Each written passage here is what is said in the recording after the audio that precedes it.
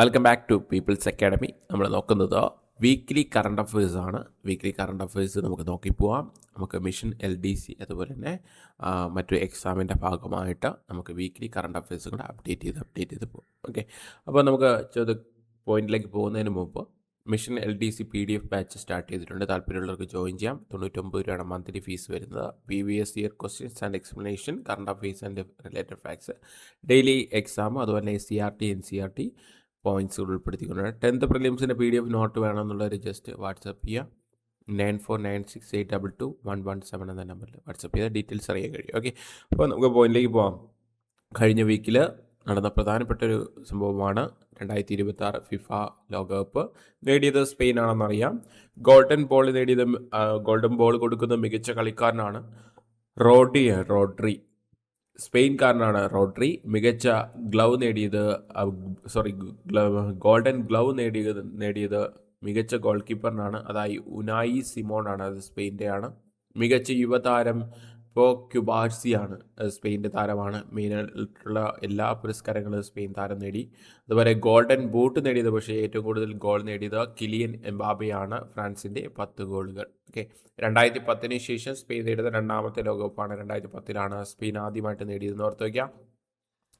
ഇതോടെ പുരുഷ വനിതാ ഫിഫ ലോകകപ്പിൽ ഒരേ സമയം നിലയിൽ ചാമ്പ്യന്മാർ ആരെന്ന് വെച്ചാൽ സ്പെയിൻ ആണെന്ന് ഓർത്ത് വയ്ക്കുക. പുരുഷ വനിതാ ഫിഫ ലോകകപ്പിൽ ഒരേ സമയം ചാമ്പ്യന്മാർ സ്പെയിൻ ആണെന്ന് ഓർത്ത് വയ്ക്കുക. അടുത്ത പോയിന്റ്, അമേരിക്ക, കാനഡ, മെക്സിക്കോ എന്നീ 3 രാജ്യങ്ങളിലായിട്ട് 2026 ഫിഫ വേൾഡ് കപ്പ് നടന്നത്. ലോകകപ്പിൽ ആദ്യമായി 48 ടീമുകൾ പങ്കെടുത്ത ഫിഫ വേൾഡ് കപ്പാണ് നടന്നത്. ഫ്രാൻസിനെ പരാജയപ്പെടുത്തി ഇംഗ്ലണ്ട് ടൂർണമെൻറ്റിൽ 3ാം സ്ഥാനം നേടി. അപ്പോൾ 4ാം സ്ഥാനം നേടിയത് ഫ്രാൻസാണ്. 106 മിനിറ്റിൽ സ്പെയിനിന് വേണ്ടി ഗോൾ നേടിയത് ഫെറാൻ ടോറസ് ആണ്. റണ്ണറപ്പായത് ടീം എന്ന് പറഞ്ഞാൽ അർജന്റീനയാണ്. ജപ്പാൻ ഓപ്പൺ വനിതാ സിംഗിൾസ് ബാഡ്മിൻ്റൺ ചാമ്പ്യനായത് PV സിന്ധു ആണ്. റണ്ണറപ്പായത് അക്കാനെ യമാഗുച്ചി ജപ്പാൻ താരമാണെന്ന് ഓർത്ത് വയ്ക്കുക. കേരളത്തിലെ ഏറ്റവും വലിയ ആദിശങ്കര ശില്പങ്ങളുടെ ഒന്ന് സ്ഥാപിച്ചത് തൃശ്ശൂർ ബ്രഹ്മസ്വ മണ്ഡലത്തിലാണ്. 16 അടി ഉയരമാണ്. ഇതിൻ്റെ ശില്പി എന്നുള്ള മലപ്പുറം ജില്ലയിലെ തിരുനവായ സ്വദേശിയായ രാധാകൃഷ്ണനാണെന്ന് ഓർത്ത് വയ്ക്കുക. അടുത്ത്, നായ പരിശീലനത്തിനായുള്ള രാജ്യത്തെ ആദ്യത്തെ പാഠപുസ്തകം തയ്യാറാക്കിയ മലയാളിയാണ് ഡോക്ടർ MS ശിവപ്രസാദ്. കേരള പോലീസിൻ്റെ ശ്വാന പരിശീലന സഹായി എന്നാണ് ഈ ബുക്ക് അറിയപ്പെടുന്നത്. ഓക്കെ, ഇദ്ദേഹം നിലവിൽ കേരള പോലീസിൻ്റെ സ്റ്റേറ്റ് ഡോഗ് ട്രെയിനിങ് സ്കൂളിലെ ഡയറക്ടറും പ്രശസ്ത വെറ്റിനറി സർജനുമാണ് ഡോക്ടർ MS ശിവപ്രസാദ് എന്ന് ഓർത്ത് വയ്ക്കുക.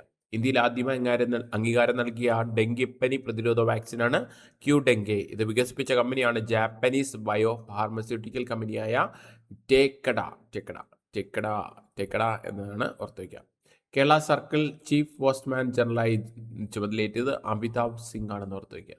അടുത്ത പോയിന്റ്, റബ്ബറിൻ്റെ താങ്ങുവില എത്രയായാണ് കേരള സർക്കാർ വർദ്ധിപ്പിച്ചതെന്ന് വെച്ചാൽ 250 രൂപയാണ്. ഓർത്ത് വയ്ക്കുക. അപ്പോൾ റബ്ബറിൻ്റെ ജന്മദേശം ചോദിച്ചാൽ ബ്രസീലാണെന്ന് ഓർത്ത് വയ്ക്കുക. ഇന്ത്യയിലെ father of rubber in India എന്ന് ചോദിച്ചാൽ ജോൺ ജോസഫ് മർഫി ആണെന്ന് ഓർത്ത് വയ്ക്കുക. അടുത്ത്, മൈക്രോസോഫ്റ്റിൻ്റെ പിന്തുണയുള്ള ആഗോള AI കമ്പനിയായ OpenAIയുടെ കമ്പ്യൂട്ട് വിഭാഗത്തിൻ്റെ CEO ആയി നിയമിതനായ ഇന്ത്യൻ വംശജനാണ് ഉദയ് രുദ്രരാജ്. യുദ്ധവിമാനങ്ങളിൽ സ്വന്തം എഞ്ചിൻ നിർമ്മിക്കുന്നതിനുമായി ബന്ധപ്പെട്ട ഇന്ത്യ നടപ്പിലാക്കുന്ന പദ്ധതിയാണ് കാവേരി പദ്ധതി. അതിലെ കാവേരി 2.0. 2026 ലോകമാന്യ തിലക പുരസ്കാരം ലഭിച്ചത് അജിത് ഡോവലാണ്. കേന്ദ്ര സർക്കാരിൻ്റെ സെക്യൂരിറ്റി അഡ്വൈസറാണ് അജിത് ഡോവൽ എന്ന് ഓർത്ത് വയ്ക്കുക. അടുത്ത്, സംസ്ഥാന ആസൂത്രണ ബോർഡ് ഉപാധ്യക്ഷനായി നിയമിതനായത് KM ചന്ദ്രശേഖറാണ്. സംസ്ഥാന ആസൂത്രണ ബോർഡിൻ്റെ ചെയർമാൻ എപ്പോഴും ആരെ തന്നെയാണ്? CM ആണെന്ന് ഓർത്ത് വയ്ക്കുക. ചെയർമാൻ എപ്പോഴും CM ആണ്. 1967 സെപ്റ്റംബറിൽ ഇന്ത്യയിൽ ആദ്യമായി സംസ്ഥാന തലത്തിൽ ആസൂത്രണ ബോർഡ് രൂപീകരിച്ചത് കേരളത്തിലാണെന്ന് കൂടി ഓർത്ത് വയ്ക്കുക. 1967 സംസ്ഥാന ആസൂത്രണ ബോർഡ് രൂപീകരിച്ചത് എന്ന് കൂടി ഓർത്ത് വയ്ക്കുക. അടുത്ത, APJ Abdul Kalam international foundation ജനുവരി 2026 വനിതാ ശാസ്ത്രീകരണ പുരസ്കാരം ലഭിച്ചത് മാതാ അമൃതാനന്ദമയാണ്. APJ അബ്ദുൽ കലാമിനെ കുറിച്ച് അറിയാം നിങ്ങൾക്ക് എല്ലാവർക്കും. അബുൽ പക്കീർ ജലീലുദ്ദീൻ അബ്ദുൽ കലാം. അദ്ദേഹത്തിൻ്റെ ജന്മദിനമായ ഒക്ടോബർ 15 വേൾഡ് സ്റ്റുഡൻസ് ഡേ ആയിട്ട് ആചരിക്കുന്നു എന്നുകൂടി ഇതിൻ്റെ അവസരത്തിൽ ഓർത്തു വയ്ക്കുക. 2023 കോമൺവെൽത്ത് ഗെയിംസ് നടക്കുന്നത് ഗ്ലാസ്ഗോ സ്കോട്ട്ലൻഡാണ്. 2026 നടക്കുന്നത്. അപ്പോൾ 2030 കോമൺവെൽത്ത് ഗെയിംസ് നടക്കുന്നത് ആതിഥ്യം വഹിക്കുന്നത് ഇന്ത്യയാണെന്ന് ഈ അവസരത്തിൽ ഓർത്തു വയ്ക്കുക. മീഥെയിൻ സ്ഫോടനത്തെ തുടർന്ന് അപകടം സംഭവിച്ച സിക്കിമിലെ തുരങ്കമാണ് സമർദഗ് തുരങ്കം.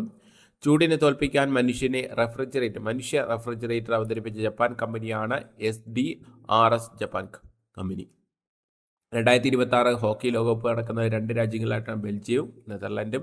2026 ഹോക്കി ടീമിനുള്ള ഇന്ത്യൻ ടീമിനെ നയിക്കുന്നത് ഹർമൻപ്രീത് ആണെന്ന് ഓർത്തുവയ്ക്കുക.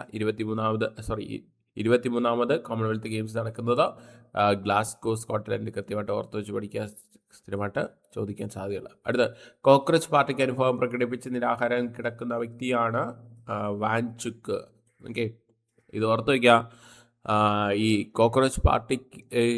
കോക്രോച്ച് പാർട്ടി രൂപീകരിക്കാൻ കാരണമായത് സുപ്രീം കോടതി ചീഫ് ജസ്റ്റിസ് സൂര്യകാന്തിൻ്റെ ഒരു അഭിപ്രായമായിരുന്നു. അതായത് യുവജനങ്ങൾ കോക്രോച്ച് ആണെന്ന് പറഞ്ഞതിൻ്റെ അടിസ്ഥാനത്തിലാണ് കോക്രോച്ച് പാർട്ടി CJP എന്നൊരു പാർട്ടി രൂപീകരിക്കുന്നത്. അതേ തുടർന്ന് നീറ്റ് എക്സാമുമായി ബന്ധപ്പെട്ട് നടന്ന വിഷയങ്ങൾ, നീറ്റ് എക്സാമിൻ്റെ ചോദ്യപേപ്പർ ചോർച്ചയുമായി ബന്ധപ്പെട്ട് നമ്മുടെ കേന്ദ്ര വിദ്യാഭ്യാസ മന്ത്രി രാജിവെക്കണമെന്ന അഭിപ്രായത്തോട് ബന്ധിപ്പിച്ചാണ് ഈ CJP പാർട്ടിയുടെ ജന്തർ മന്ദർ 5 ഇടത്തുണ്ട്. അതിൽ ഒരു സ്ഥലത്തായ ന്യൂഡൽഹിയിലെ ജന്തർ മന്ദറിൽ അവർ നിരാഹാരം കിടക്കുകയും സമരം ചെയ്യുകയും ചെയ്യുന്നത്. അതിനെ തുടർന്നാണ് നിലവിലെ വിദ്യാഭ്യാസ മന്ത്രിയായിരുന്ന ധർമ്മേന്ദ്ര പ്രധാൻ രാജിവെക്കുന്ന അവസ്ഥയിലേക്ക് എത്തിയത്. ഓക്കെ, അപ്പോൾ അതിന് നിരാഹാരം കിടക്കുന്ന ഏറ്റവും പ്രധാനപ്പെട്ട ഒരു വ്യക്തിയായിരുന്നു വാൻചുക്ക് എന്നോർത്തുവയ്ക്കാം. നീതി ആയോഗിൻ്റെ CEO നിയമിതനായത് അനുരാഗ് ജെയിൻ എന്നോർത്തുവയ്ക്കുക. നീതി ആയോഗ് നിലവിൽ 2015 ജനുവരി 1 അത് കൃത്യമായിട്ട് ഓർത്തുവെച്ച് പഠിക്കാൻ വേണ്ടി ശ്രമിക്കുക. നീതി ആയോഗുമായി ബന്ധപ്പെട്ട കാര്യങ്ങൾ കൃത്യമായിട്ട് പഠിക്കുക. നീതി ആയോഗിൻ്റെ ചെയർമാൻ എപ്പോഴും പ്രധാനമന്ത്രി ആയിരിക്കുമെന്ന് ഓർത്തുവയ്ക്കുക. നീതി ആയോഗിൻ്റെ വൈസ് ചെയർമാൻ അശോക് ലാഹിരി എന്നുകൂടെ ഓർത്തുവയ്ക്കുക. അശോക് ലാഹിരിയും പുതിയതായിട്ട് നിയമനമാണ്, അതുകൂടെ ഓർത്തുവയ്ക്കുക. ഓക്കെ, നീതി ആയോഗിൻ്റെ CEO അനുരാഗ് ജെയിൻ. അടുത്ത്, കോവിഡ് കാലത്ത് റോഡിൽ ലോക്ക്ഡൗൺ കാലത്ത് ഹൈക്കോടതി കുറ്റകരമല്ല എന്ന് നിരീക്ഷിച്ച ഹൈക്കോടതി ചോദിച്ചാൽ ഡൽഹി ഹൈക്കോടതിയാണ്. അപ്പോൾ ലോക്ക്ഡൗൺ കാലത്ത് റോഡിൽ നിന്നത് കുറ്റകരമല്ല എന്ന് ഒരു നിരീക്ഷണം നടത്തിയത് ഏത് ഹൈക്കോടതി എന്ന് വെച്ചാൽ ഡൽഹി ഹൈക്കോടതിയാണെന്ന് എടുത്തേക്കുക.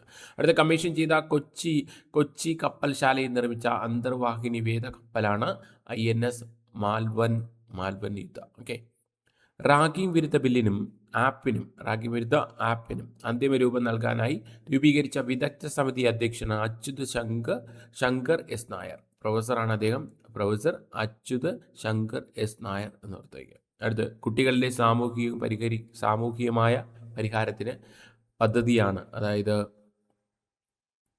Talk room. അത് കേരള പോലീസ് നടപ്പിലാക്കാൻ പോകുന്ന പദ്ധതിയാണ്.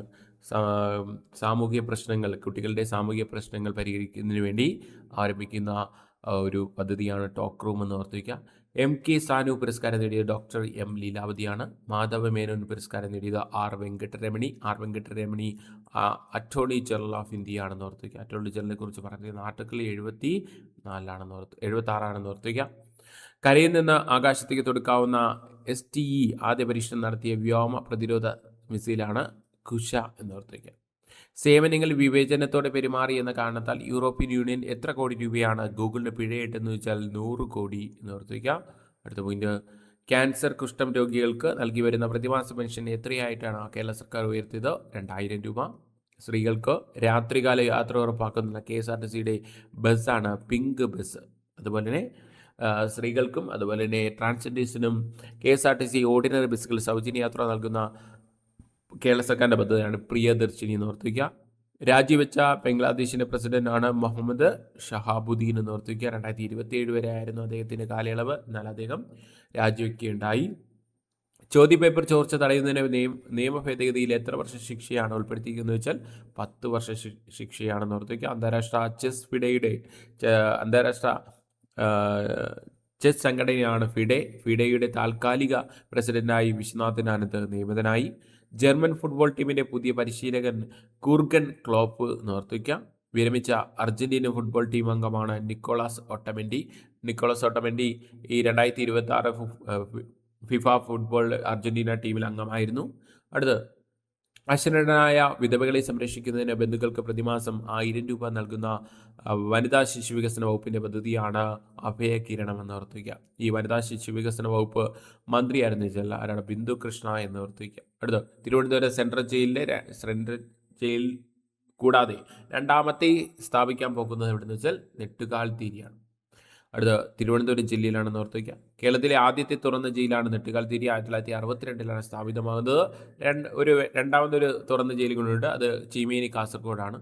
ആകെ മൊത്തം 4 സെൻട്രൽ ജയിലാണ് കേരളത്തിലുള്ളത്. തിരുവനന്തപുരം സെൻട്രൽ ജയിൽ കേരളത്തിലെ ആദ്യത്തെ സെൻട്രൽ ജയിലാണ്. 1886 ശ്രീമൂലം രാജാവിൻ്റെ കാലത്താണ് ഇത് നിർമ്മിക്കുന്നത്.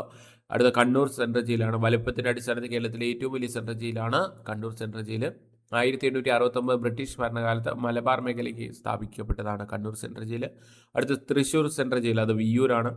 സ്ഥാപിതമായത് 1914 കൊച്ചി രാജാവായിരുന്ന രാജർഷി രാമവർമ്മയുടെ കാലത്താണ്. കനത്ത സുരക്ഷയുള്ള ഹൈടെക് ജയിൽ സംവിധാനം വിയ്യൂരിൽ പ്രവർത്തിക്കുന്നുണ്ട്. അത് തവനൂർ സെൻട്രൽ ജയിൽ ഏറ്റവും അവസാന നിലവിൽ വന്ന സെൻട്രൽ ജയിലാണ്, മലപ്പുറത്താണ്. 2022 കേരളത്തിൽ സ്വാതന്ത്ര്യാനന്തരം നിർമ്മിക്കപ്പെട്ട ആദ്യത്തെ സെൻട്രൽ ജയിൽ കെട്ടിട സമുച്ചയമാണ് തവനൂർ സെൻട്രൽ ജയിൽ എന്ന് ഓർത്ത് വയ്ക്കുക. ഓക്കെ, അപ്പോൾ കറണ്ട് അഫയേഴ്സ് വീക്ക്ലി കറണ്ട് അഫയേഴ്സാണ് നമ്മൾ ഇതുവരെ നോക്കിയത്. നിങ്ങളുടെ അഭിപ്രായങ്ങളെല്ലാം കമൻറ്റ് ചെയ്യുക. അടുത്ത ഭാഗത്തിൽ വീണ്ടും കാണാം.